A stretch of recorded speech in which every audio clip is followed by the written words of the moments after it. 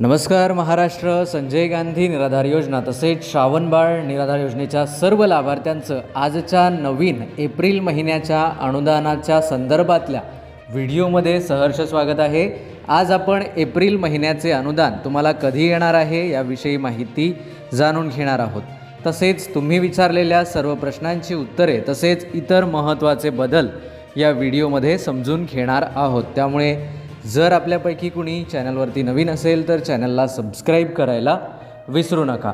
तर बघा, सांगू इच्छितो महाराष्ट्रामध्ये अनुदान वितरणाची प्रक्रिया आता बदललेली आहे. त्याआधी मी तुम्हाला सांगू इच्छितो की एप्रिल महिन्याचे अनुदान तुम्हाला कधी येणार आहे. तर बघा, एप्रिल महिन्याचे अनुदान हे तुम्हाला लवकरच येणार आहे. म्हणजे पूर्वीप्रमाणे आता होणार नाही. म्हणजे कसं, तर पूर्वीला खूप दिवस लागायचे, पण आता एप्रिलपासून थोडे अनुदान लवकर येईल. त्यामागची कारणं काय आहे ते आपण जाणून घेऊया. तर बघा, आता वेगवेगळे सेपरेट अनुदान लाभार्थ्यांना येणार आहे. म्हणजे दिव्यांग लाभार्थ्यांना दिव्यांग विभागाकडून आणि इतर लाभार्थ्यांना सामाजिक न्याय व विशेष सहाय्यता या विभागाकडून येणार आहे. तर त्यामुळे काय होईल की अनुदान वितरण करण्याची जी प्रक्रिया आहे तर ती 2 विभागामध्ये हे झालेली आहे. त्यामुळे काम करणं सोपं होईल व अनुदान तुम्हाला लवकर येईल. आता या महिन्याचे अनुदान म्हणजे एप्रिल महिन्याचे जे पैसे आहेत तर ते तुम्हाला 1 ते 5 एप्रिलच्या दरम्यान येईलच. म्हणजे 100% येईल असं मी तुम्हाला सांगत अजिबात नाही. कारण या महिन्यात ही पहिली सुरुवात आहे. म्हणजे या महिन्यामध्ये जे अनुदान आहे तर ते पहिल्यांदा दिव्यांग कल्याण विभागाकडून येणार आहे. परंतु यापुढे म्हणजे एकदा की गाडी रुळावर आली की पुढे जे आहे तर ते दिव्यांग लाभार्थ्यांना अनुदान आधी येईल आणि त्यानंतर जे आहे तर ते इतर लाभार्थ्यांना अनुदान येईल. आता त्यामागची कारणं सर, तुम्ही म्हणाल की सर असं कशावरून सांगू इच्छिता, तुम्ही कशावरून म्हणताय की असं होऊ शकतं. तर बघा, त्यामागची मुख्य कारणं अशी आहेत की तुकाराम मुंढे हे दिव्यांग कल्याण विभागामध्ये आहेत आणि ते जोपर्यंत कार्यरत आहेत तोपर्यंत ते अशी काहीतरी व्यवस्था तयार करून ठेवतील जेणेकरून लाभार्थ्यांना 1 ते 5 तारखेच्या दरम्यान अनुदान येईल. इतर विभागाचं मला सांगता येणार नाही, परंतु दिव्यांग कल्याण विभागामध्ये असं होण्याची शक्यता जास्त आहेत. कारण त्यांच्या आत्तापर्यंतच्या कामानुसार ते काही ना काही व्यवस्था करतील. आणि या महिन्याचे जरी 1 ते 5 एप्रिलमध्ये अनुदान नाही आले तरी पुढील महिन्यापासून किंवा पुढील 1-2 महिन्यापासून ते अनुदान लवकरच दिव्यांगांना येतील. परंतु यामुळे एक तोटा आहे. तर तुम्ही म्हणाल की काय तोटा आहे, तर यामुळे इतर लाभार्थ्यांना निराशा होईल की दिव्यांगांना पैसे येतील आणि इतर लाभार्थ्यांना पैसे येणार नाही. म्हणजे लवकर येणार नाही, पूर्ण पैसे येणार नाही असं नाही, परंतु लवकर येणार नाही. मग त्यामुळे लोकांमध्ये थोडंसं संभ्रम निर्माण होण्याची शक्यता आहे.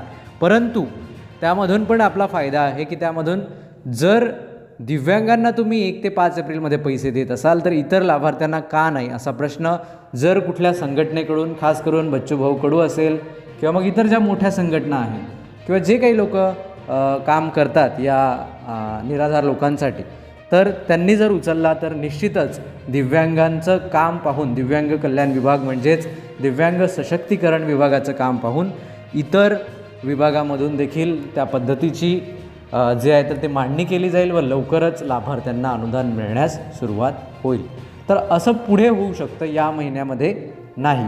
आता तुम्ही म्हणाल की सर तुम्ही तर एप्रिलची माहिती सांगणार होता, मग आता काय झाले. तर बघा, एप्रिलची माहिती अशा पद्धतीने आहे. बऱ्याच तालुक्यांमध्ये, आता प्रत्येक तालुक्याचं नाव मी या व्हिडिओमध्ये घेणार नाही आहे कारण तो व्हिडिओ तुम्हाला सायंकाळी पाहायला मिळेल.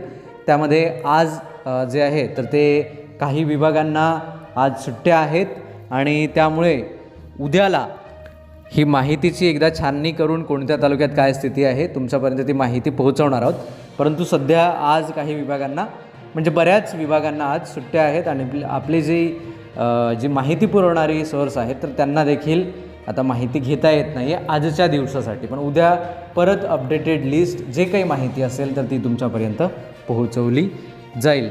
तर बघा, बऱ्याच तालुक्यांमध्ये अनुदान वितरणाची प्रक्रिया जी आहे तर ती राबवण्याची क्रिया चालू आहे. म्हणजे लवकरच प्रक्रिया ही राबवली जाणार आहे. म्हणजे जे काही काम आहे तर ते सुरू होणार आहे. आता सध्याला डॉक्युमेंट अपडेट करणे, लाभार्थ्यांकडून OTP घेणे, बरेच असे लाभार्थी आहेत ज्यांचे वेगवेगळे प्रश्न आहेत तर OTP घेणे. काही विभागामध्ये तर खास करून दिव्यांगांसंदर्भात सांगू इच्छितो, ज्या लाभार्थ्यांचं UDIDचा वगैरे छोटा मोठा इश्यू आहे तर वरतून त्यांना थेट सूचना आहे की तुम्ही स्वतःच्या फोनवरून त्यांना फोन लावायचा, म्हणजे जे काही तुमचा फोन असेल आणि लगेचच त्यांचं काम करायचं, अशा देखील सूचना काही विभागांना वरतून आलेल्या आहे, अशी माहिती आम्हाला मिळालेली आहे. बऱ्याच लाभार्थ्यांना स्वतः फोन करून, म्हणजे तालुक्याच्या ठिकाणची लोक जे कधी डॉक्युमेंट्स ठेवायला नाकारतात, तर ते स्वतः फोन करून आता जे आहे तर ते चौकशी करून तुमचे डॉक्युमेंट्स व्हेरिफिकेशन करण्याचं काम जे आहे तर ते महाराष्ट्रामध्ये केलं जात आहे. आणि हे खरंच एक महत्त्वाची गोष्ट आहे.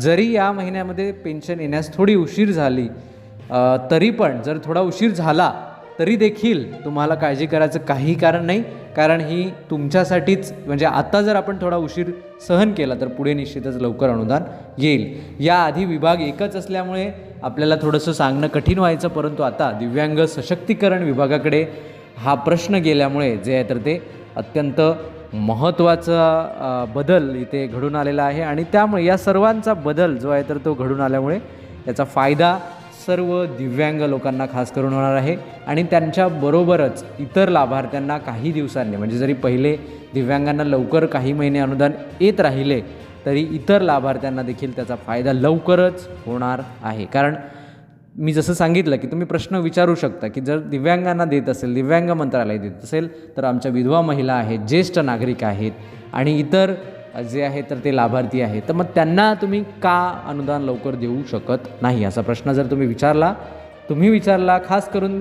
दिव्यांग किंवा इतर दिव्यांग सोडा, इतर गोरगरिबांसाठी काम करणाऱ्या ज्या संघटना आहेत, तर त्यांनी जर हे प्रश्न विचारले तर निश्चितच यावर कारवाई सरकारला करावीच लागेल. किंवा एखाद्या खासदार आमदाराने हा प्रश्न खास करून विधानसभेमध्ये जर विचारला सदस्यांनी, कुठल्या तरी एका सदस्याने, तर त्यांच्या देखील माध्यमातून हा प्रश्न मार्गी लागू शकतो. आता पुढे आपल्याला वाट पाहावी लागणार आहे की कधी तो दिवस उगवेल.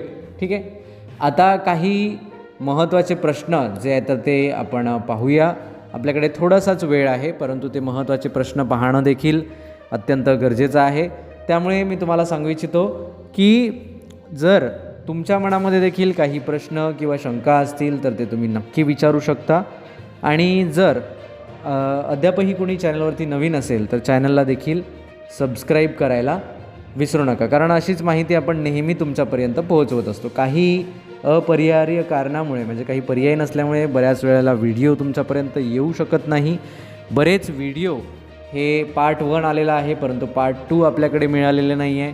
अशा पद्धतीची कामे जी आहेत तर ती असल्यामुळे ह्या पद्धतीचे व्हिडिओज आपल्याला पाठवणे शक्य होत नाही आहे. तरी पण आम्ही तुमच्या योग्यतेनुसार, तुमच्या गरजेनुसार ते व्हिडिओ लवकरच पाठवण्याचा प्रयत्न करतो. आता आजचा पहिला प्रश्न आपण घेऊया. शुभांगी बुलढाणे असं त्यांचं सरनेम आहे. ते विचारतात, सर मार्चचे अनुदान आलेले नाही, कुठे गेले ते सांगा, जिल्हा अकोला. तर बघा, मार्चचे अनुदान तर ऑलरेडी लाभार्थ्यांच्या खात्यात जमा झालेले आहे. आता तुम्हाला अनुदान जमा झाले नाही तर तुम्ही कुठल्या कॅटेगरीमध्ये येता, दिव्यांग की हे कळवलेलं नाही आहे. कृपया प्रश्न विचारताना याची स्पष्टोक्ती देण्यास विसरू नका. तर मार्चचे अनुदान आता बऱ्याच लाभार्थ्यांना जमा झालेले आहे आणि बऱ्याच लाभार्थ्यांना झालेले पण नाही, असं नाही की जमा झालेले आहे मी असं तुम्हाला सांगत नाही, कारण बरेच 30 ते 32% लाभार्थी आहेत ज्यांना मार्चचे पैसे आले नाही अशी माहिती आम्हाला मिळालेली आहे. लाभार्थ्यांकडूनच ही माहिती विशेष म्हणजे मिळालेली आहे. तर यामध्ये आता तुम्ही काय करायला पाहिजे, तर तुम्ही यामध्ये तालुक्याच्या ठिकाणी आत्ता नाही, आता कारण दिव्यांग लोकांच्या कामासंदर्भात काम चालू आहे, परंतु 12-10 तारखेला, म्हणजे एप्रिलच्या 10-12 तारखेला जेव्हा हे काम पूर्ण होईल तेव्हा तुम्ही जाऊन एकदा भेटू शकता की मला का आले नाही, काय कारण असावं मला अनुदान आलेलं नाही, कशामुळे माझे अनुदान थांबवण्यात आलेले आहे, बँक अकाउंट कुठे चेंज झालेलं आहे का, किंवा इतर काय घटना झालेल्या आहेत का, या सर्व गोष्टी पाहणं गरजेचं आहे.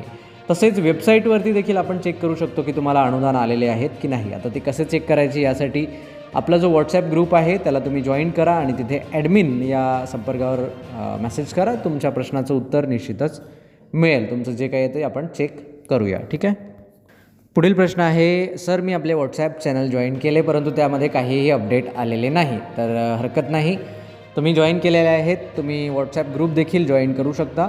आणि व्हॉट्सॲप चॅनलवरती जे आहे तर ते मी टेक्निकल टीमला सांगून जे आहे तर ते काही अपडेट असतील तर त्यांना तिथे टाकायला सांगतो. ठीक आहे. तर जॉईन केले याबद्दल धन्यवाद. पुढील प्रश्न घेऊया. सुंदर निमसे असं काहीतरी प्रोफाईल नाव आहे. ते विचारतात, सर 2025चे 5 महिन्याचे अनुदान मिळालेले नाही आहे जिल्हा पुणे. तर बघा, जर 5 महिन्याचे अनुदान तुम्हाला मिळालेले नाही, म्हणजे 5 महिने म्हणजे खूप दिवस झालेले आहेत, तर ते अनुदान मिळालेले नाही, तर कुठल्या महिन्याचे मिळालेले नाही हे देखील महत्त्वाचं आहे. आणि तुम्हाला ते का मिळाले नाही, तुम्ही डॉक्युमेंट्स न दिल्यामुळे तुमचे अनुदान थांबवण्यात आलेले होते का? जर तुमच्याकडल्या चुकीने, म्हणजे आपल्याकडल्या, बऱ्याचदा आपल्याकडून पण छोटी मोठी चूक होत असते, तर त्यामुळे जर थांबवले असेल तर ते तुम्हाला अनुदान मिळणार नाही. परंतु जर सरकारच्या चुकीमुळे, म्हणजे काहीही नसताना, सर्व ओके असताना जर ते अनुदान थांबवले आहे, तर हे चुकीची गोष्ट आहे आणि याविषयी प्रश्न विचारण्याचा अधिकार तुम्हाला आहे. आणि तो प्रश्न कसा विचारावा आणि काय करावं याविषयीची माहिती तुम्हाला आम्ही देऊ. तुम्ही व्हॉट्सॲप नंबरवर आपला संपर्क साधा. तर जर काहीच चुकीचं नसेल तर सुरुवातीला तुम्ही स्वतःच चेक करा, कारण बऱ्याचदा आपल्याकडून चूक होत असते. आणि बऱ्याचदा साध्या मोबाईलवर आपण म्हणतो मी काहीच केलेलं नाही, परंतु तिथे काही ना काही झालेलं असतं. मोबाईल ऑटोमॅटिकली काही करतो का? तर नाही, आपल्याकडून काही ना काही छोटी मोठी चूक झालेली असते, तेव्हा मोबाईलमध्ये चेंजेस होतात. एक उदाहरण मी तुम्हाला सांगितलं, तर त्याप्रमाणे जर तुमच्याकडून काही छोटी मोठी चूक झाली असेल तर ठीक आहे, परंतु नसेल झाली तर आपण त्यावर निश्चितच प्रश्न विचारण्याचा अधिकार आपल्याला आहे. माहिती मिळवण्याचा अधिकार देखील आपल्याला जे आहे तर ते सध्याला उपलब्ध आहे. तर त्यावर काय करायचं ते तुम्हाला कळवलं जाईल. तुम्ही व्हॉट्सॲपला देखील संपर्क साधू शकता, ठीक आहे. परंतु हे चेक करा की तुम्ही बरोबर आहात, तुम्ही सर्व डॉक्युमेंट्स आणि इतर बाबतीमध्ये ओके आहात, याची एकदा सुनिश्चिती करा. तर आपल्या देखील मनामध्ये काही प्रश्न किंवा शंका असतील तर ते नक्की विचारा. आणि जर आपल्यापैकी कुणी चॅनलवरती नवीन असेल तर चॅनलला नक्की सबस्क्राईब करा. चला तर भेटूया पुन्हा एकदा एका नवीन माहितीसह नवीन व्हिडिओमध्ये. तोपर्यंत नमस्कार, धन्यवाद.